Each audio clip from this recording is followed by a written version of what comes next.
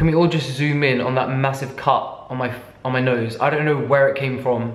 I just wake up from my sleep with like multiple different injuries all over me. I don't know what happens. So yeah, I'm that kind of person that when I sit down to a meal, even if it's by myself, but especially if it's with like family and friends and it's something that I've prepared with love, I love there to be lots of different multiple like colors, textures, flavors, etc. And I'm just never satisfied with one plate. You know, there's those times when maybe you've got like a perfectly balanced meal.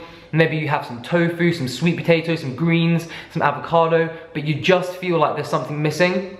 All of these side dishes are very easy to make, few simple ingredients, healthy, vibrant, lots and lots of flavor, and you can also make them in bulk. I don't know, I guess it's more of an Eastern cultural thing that I get, but whenever I sit down to a meal with my friends and family, there's always multiple different elements on the table, and I don't know, it just makes a meal so much more enjoyable, I think. So yeah, these side dishes I'm gonna show you today, trust me, they can save even the blandest of meals. Also, I'm gonna show you guys my trick on how to make the world's best sun-dried tomatoes, because in my opinion, sun-dried tomatoes, okay, number one, they're very expensive to buy. Yeah, sun-dried tomatoes,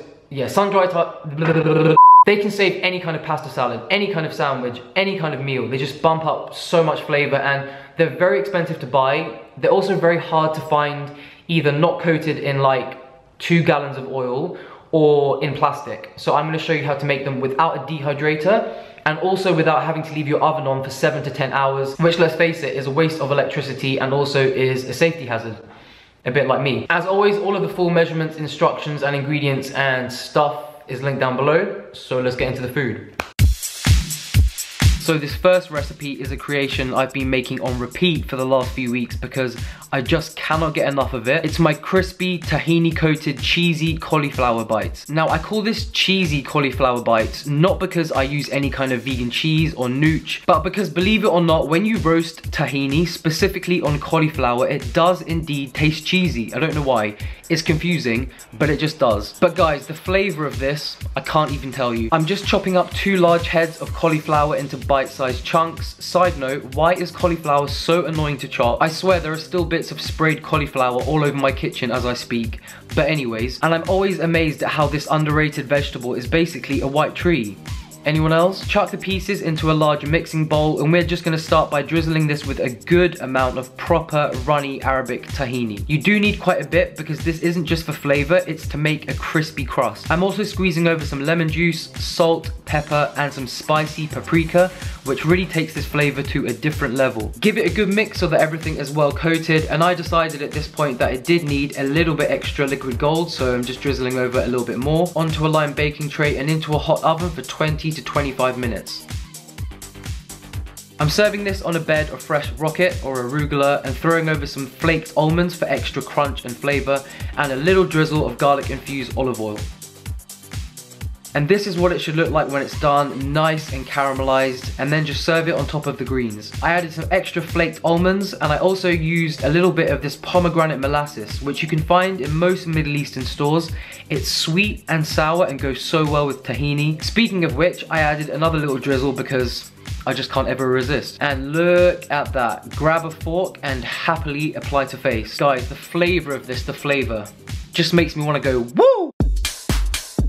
Okay guys, so let me show you how to make the best sun-dried tomatoes without any of the hassle or attention, without the dehydrator or putting your oven on for like 5 to 6 hours. I am a sun-dried tomato fanatic, and in my opinion, they just go with everything. You do need to use small tomatoes. Here, I'm just chopping up some local plum tomatoes. It will work even better and quicker if you use smaller ones like cherry tomatoes. Just chop them in half into a bowl, and I'm adding a generous amount of salt and a little drizzle of balsamic vinegar. Not balsamic glaze, more about that later. Toss well and then space them out on a baking tray, and be sure not to overcrowd. Now normally to make oven-dried tomatoes, you would leave them in a very low heated oven for hours and hours to get the desired effect and end result. But my friends, this is the way forward without wasting electricity and just without any effort. What you need to do is put your oven on very high heat for 45 minutes before the tomatoes have gone in, and then immediately before the oven loses any heat, put the tomatoes in, shut the door, and leave them in there overnight. No hassle whatsoever. You can go to bed knowing the oven is off and that in the morning you have a sweet, tangy treat waiting for you.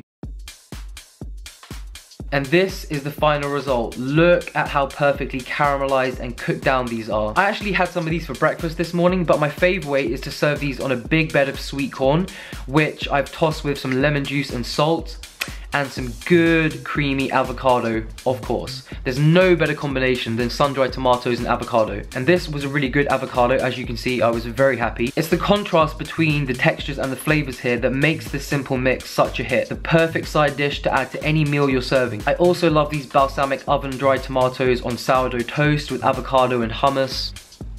This does need a drizzle of 2 things though to enhance the flavors even more, so I'm giving it a good drizzle of balsamic glaze. This is the thick stuff, and also because it's me, another drizzle of good runny tahini. This mix does sit very well, so always make a big batch, keep it in the fridge so you've got it to throw at any meal that you have on the go. And you know the drill, send it down the chute and enjoy. Guys, all this editing makes me well thirsty.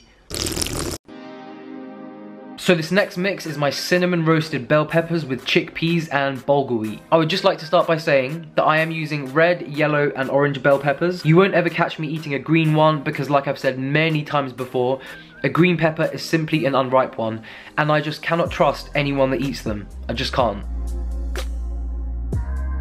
We're going to chop the peppers into thin strips, and as you can see I'm using about 6 large bell peppers here because these do cook down a lot. And again, this mix just goes with everything, so always make extra. Into a big mixing bowl with a can of drain and rinse chickpeas, I'm adding some salt, pepper, garlic infused olive oil, and here is where you want the thick balsamic glaze. This is what caramelizes everything so beautifully in the oven, and if you use regular thin balsamic, you won't get the same succulent effect.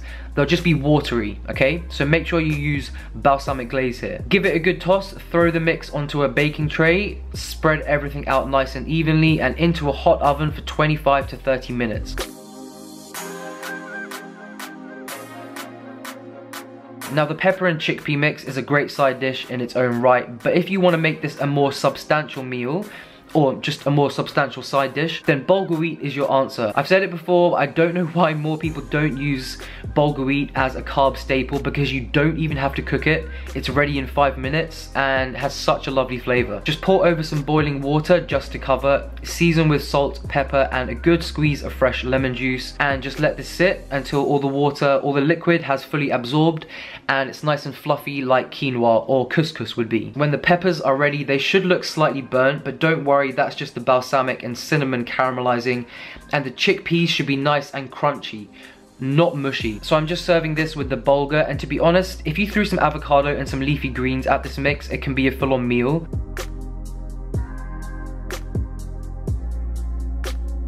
I'm also sprinkling over some hemp seeds for extra crunch and goodness, and another drizzle of sweet balsamic glaze to finish. Look at that, just beautiful. And I promise, even avid meat eaters won't be able to resist these flavors, guys. The peppers literally melt in your mouth, and now I'm salivating while I'm watching this. I have shown you this traditional Persian salad Shirazi before on this channel a couple of times, I think, although slightly differently. But it's honestly the most delicious, simple and refreshing salad that goes with everything. So here we go again, but just with a slightly different version. This mix goes well with rice, potatoes, pasta. It's a great topping for sourdough toast. I even put it on pizza. It just goes with everything. So the simple ingredients we're using: some large juicy tomatoes, a large cucumber, some fresh lemone, fresh lemons, lots and lots of fresh parsley. Now in this dish, don't think of it as just a herby topping or a condiment. Think of it as a main component. It's the main green in there, and that's what gives this salad such a vibrant but sharp and amazing flavor. And also just a little bit of fresh mint. And this salad is not just about the ingredients, it's about how you chop them. Everything needs to be diced into tiny chunks, almost like you would chop things for a tabbouleh. Imagine the kind of salad that you could actually eat with a spoon and still get all the elements, if you know what I mean. Throw everything into a mixing bowl, add salt, pepper, garlic infused olive oil, and no, you cannot make this salad without olive oil. If you do, it's just not salad Shirazi. Call it something else. And lots of fresh lemon juice. This recipe does usually call for fresh garlic, but I skip that part because I'm lazy and just get the garlic flavor from the infused oil. But if you love the sharpness of fresh garlic, then go ahead and add add in a couple of finely diced cloves. Traditionally, this recipe doesn't ever call for tahini, unfortunately, but because I was about to chow down on this, it just happened, okay?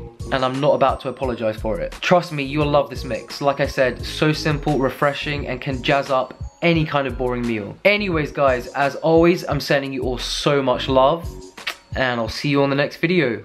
Laters.